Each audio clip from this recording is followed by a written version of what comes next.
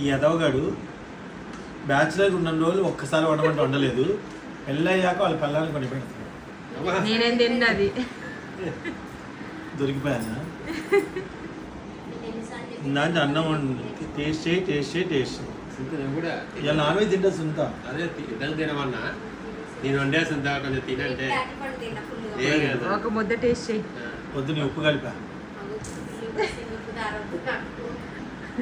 వేరే అన్నంలో కలుపు. అన్నంలో అయితే కూర అదేగా, వేరే కూర వేరే అన్నం. అట్లా ఉమా చెప్తే చేసినావా? నిజం చెప్పలా? అసలు వీడియో కూడా ఉంటుంది. ఉమా ఏం చెప్పలేదు మొత్తం సరే అది చేసినా చెప్పలా? అది చేసినప్పుడు ఏం లేదు. ఫస్ట్ కడాయి పెట్టేసిన, ఆయిల్ పోసిన, ఉల్లిగడ్డ పచ్చిమిర్చి ఫ్రై అయిన తర్వాత పసుపు వేసిన, తర్వాత అల్లం వెల్లుల్లి పేస్ట్ వేసిన, తర్వాత చికెన్ ముక్కలు వేసేసిన. చికెన్ ముక్కలు వేసేసి కొంచెం మగ్గిన తర్వాత సాల్ట్ కారము వేసేసి మళ్ళీ మగ్గిన తర్వాత ధనియాల పౌడరు, తర్వాత కొత్తిమీర, కొద్దిగా వాటర్ వేసిన గ్రేవీ కోసం, అంతే. మా భార్య నేర్పించింది, బాగుంది. నాకు బాధ తప్పింది కానీ మర్చిపోతుంది. వీడిగా చూపించాలి. అల్లం డబ్బా ఫ్రిడ్జ్ లోనే దొరకలే. మా ఆయనకి పక్కన కూరగాయలు కనిపిస్తున్నాయి, అది తీసి చూడాలన్నారు. లేదు మా లేదు మళ్ళీ కింద పడేసేదా అంటది. ఎందుకు నాకెందుకు తీసి పన్నే ఏం కాదు. చాలా బాగుంది.